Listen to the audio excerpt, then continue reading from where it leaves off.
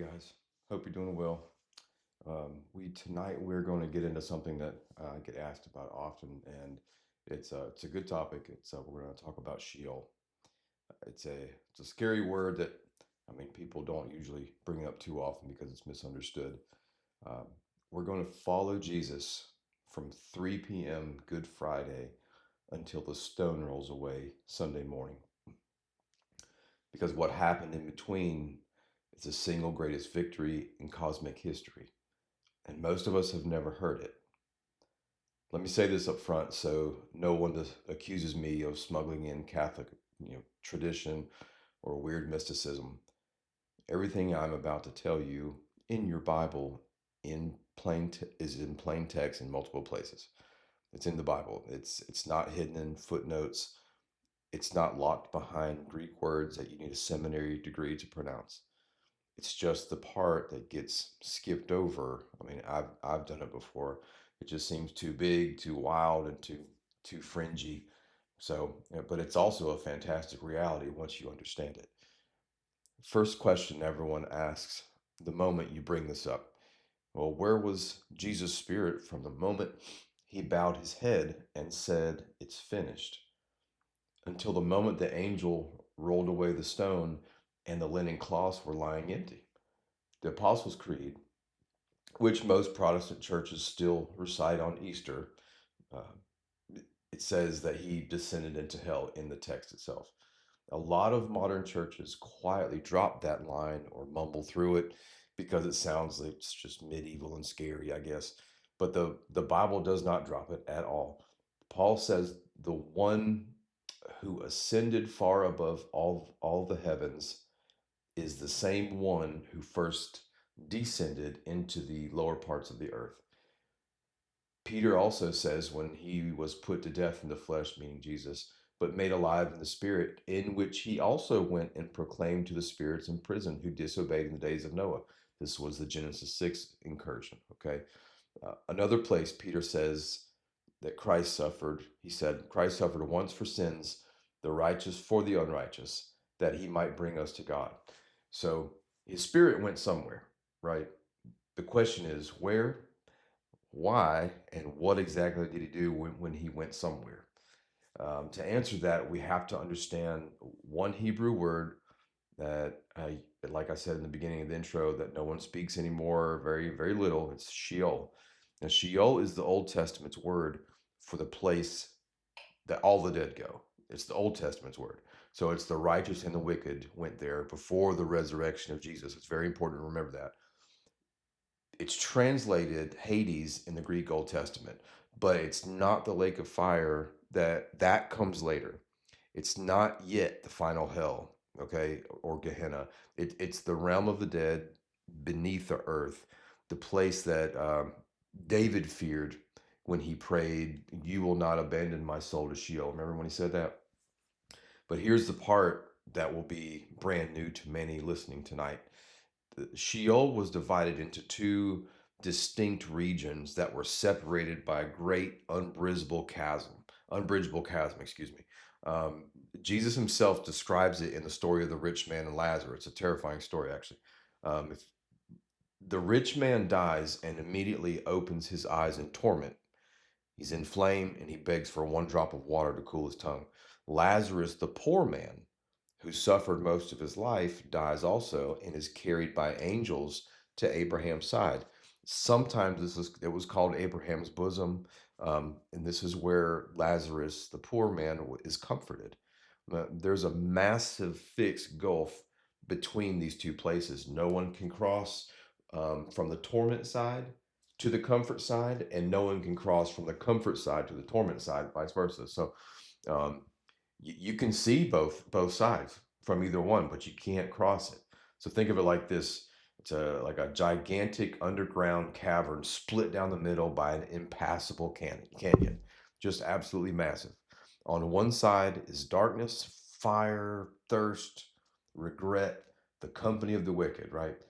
On the other side is light, water, rest, the presence of Abraham, Isaac, and Jacob, and all the righteous dead, right? All the saints. Both sides are still Sheol. Both sides are still in captivity of actual death itself. But one side is for those who died in rebellion against God, who hated God. The other side is for those who in their lifetime gave their allegiance to Yahweh and trusted his promise and followed him. They were not saved. These people were not saved by working their way into the blessed side, the work salvation thing. They were not saved by keeping the law perfectly. We know that no one does except for one person. Um, they were saved the same way that Abraham was, by allegiance, by loyalty, by believing Yahweh and having it credited to them as righteousness. They looked forward to the Redeemer promised in Genesis 3. Now, that allegiance is what placed them on the comfort side of the chasm, okay? But even the comfort side, it was still Sheol. It was still down there. It was still, it, even the good side, it was as a waiting room, like a triage maybe, something like that, but not as miserable as triage. Because the final payment had not yet been made, the blood of bulls and goats could never take away sin. Remember, the way into the true holy place had not been disclosed while the first tabernacle was still standing. It's very important you get that. Heaven itself, the immediate presence of God was closed. For 4,000 years, every person who died that trusted God's promise went to Abraham's bosom to wait. Noah waited. Noah waited. Abraham waited. Moses waited. Every prophet, every widow, every righteous woman, every righteous man who gave their last coin, every child who died looking to Israel's God, they all waited. Now, Friday afternoon at 3 p.m., everything changes forever. Forever. Jesus bows his head on the cross and says, Father, Father, into your hands I commit my spirit, right? His body is taken down from the cross, wrapped in linen, spices, and laid in Joseph's tomb. And then the stone is rolled. You know the story. The guards are posted, but his spirit descends into the lower parts of the earth. Well, what does he do there? Well, we'll answer that question now. First, he proclaims victory to the spirits in prison, the original rebel sons of God who corrupted the world in the days of Noah. This is the Genesis 6 angelic rebellion. Peter is crystal clear about this. These are not human souls. These are the watchers who left their proper dwelling. They took human wives, they produced the Nephilim and filled the earth with violence, or at least taught it and filled it. But they are already bound in chains of gloomy darkness. Okay, Jesus walks right into the bad side of Sheol, stands in front of the very powers who started the rebellion and serves notice. Yeah, and he would say something essentially like this, the serpent's head has now been crushed and the strong man been bound. Now your ancient plan to stop the seed has failed. It is finished. He didn't actually say this, but we can infer. But he does not stay on the torment side. I remember that even the Genesis 6 angels and the wicked people who died went to that side. Now Jesus crosses to the good side, to Abraham's bosom, where the faithful dead have been waiting for a millennia, long time. Now try to imagine the scene. Abraham, the friend of God, looks up and sees the one that he rejoiced to see from afar, as it says in the text, the one whose day he saw and was glad.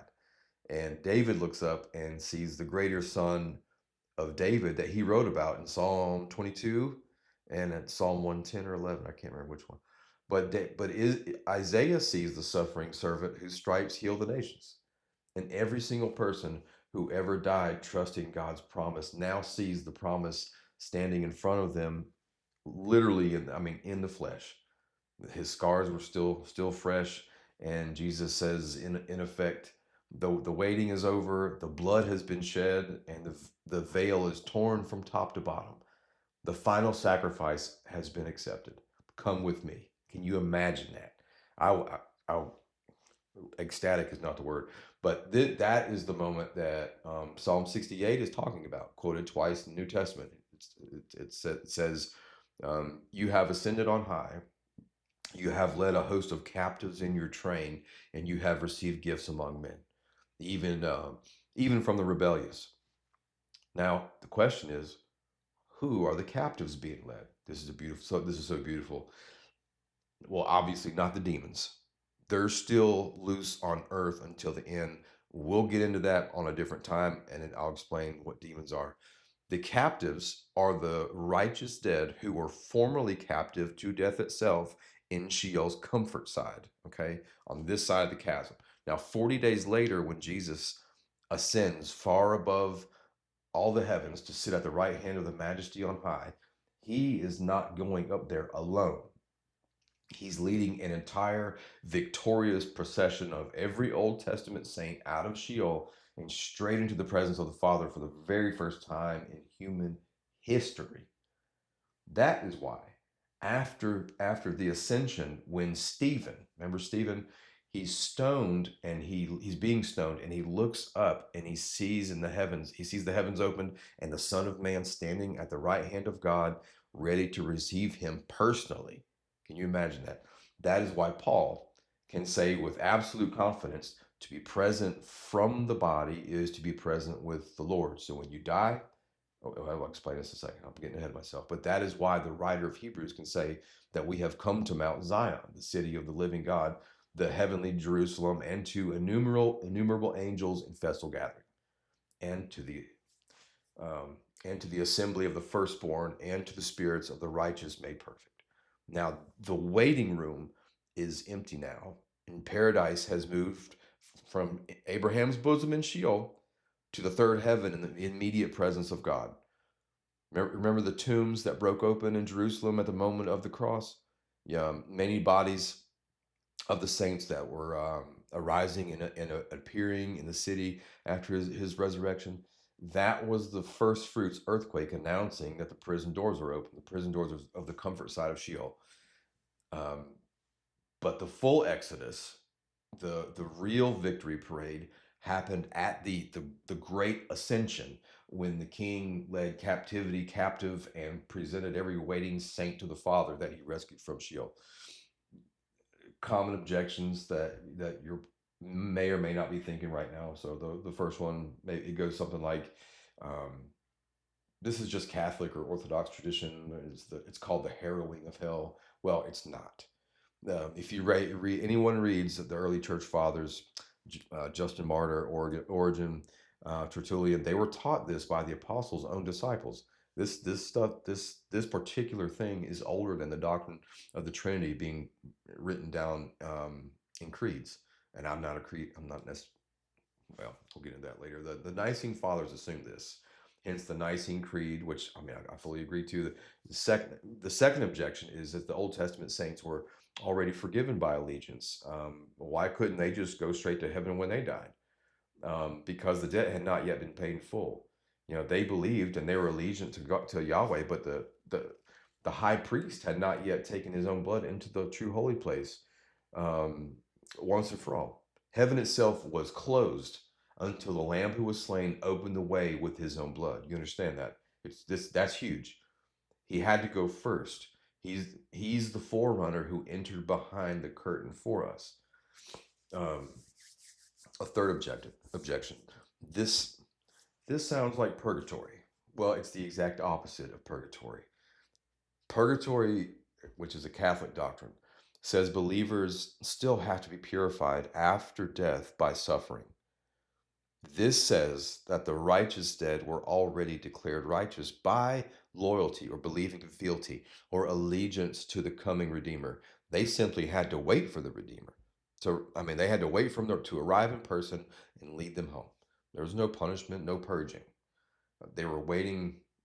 They were waiting for the jailbreak that only the seed of the woman could execute.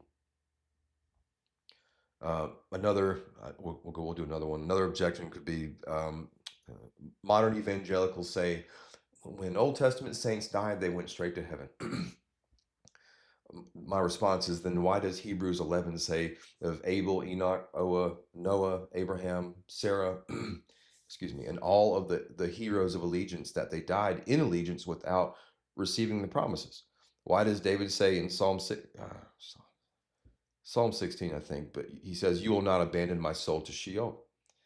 Why does Peter on the day of Pentecost quote David and say, his soul was not abandoned to Hades, nor did the flesh see corruption? And then I would add, David did not ascend into the heaven. Why David didn't ascend into the heavens, excuse me. Why does Jesus tell the thief on the cross, today you will be with me in paradise? And then 3 days later tell Mary, I have not yet ascended to my Father. You see, the Bible is very consistent. Until Jesus opened the way, no one entered the Father's immediate presence. An, another common objection is, if Jesus went to the torment side, doesn't that mean he suffered in hell after the cross? No, he did not suffer after the cross. The proclamation to the spirits in prison, the B'nai Ha Elohim, the Genesis 6 angelic beings, was a victory announcement. It wasn't an additional punishment. Jesus' suffering was finished on the cross. He told the thief today that they would be in paradise, the comfort side. He was proclaiming triumph to the bound watchers. This is what they were called, who descended in Genesis 6. He was not paying additional penalty. He wasn't paying any penalty, Jesus. And that's the gospel in its fullest, most triumphant form that goes beyond just the death on the cross. The Lamb did not just die to forgive your sins and get you a ticket to heaven when you die. He died to conquer death itself, and that's what he was doing. He stormed Sheol, he bound the strong man, and he emptied the comfort side of every waiting saint in Sheol, leading them in a victory procession to the Father, and opened the way so that every person from now until the last trumpet can step straight from this life when we die, into his presence without a single second in the waiting room in Sheol. The comfort side is closed. That is why death has lost its sting for us. That's why the grave has lost its victory. That Paul can mock. You remember when he says, "O death, where is your victory? O death, where is your sting?" Because the king went there. Now he went there and he kicked the doors off the hinges and led the prisoners home, the good ones, the saint prisoners. Now he descended so that we can ascend, and Jesus was forsaken so that we can be welcomed. Jesus entered the stronghold of death so that death would never again hold anyone who swears allegiance to him.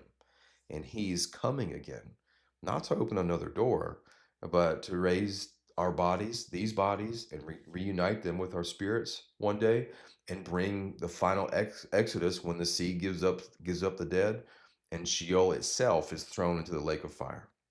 Good night, everyone. Thanks for hanging out and watching. I'll see you next time.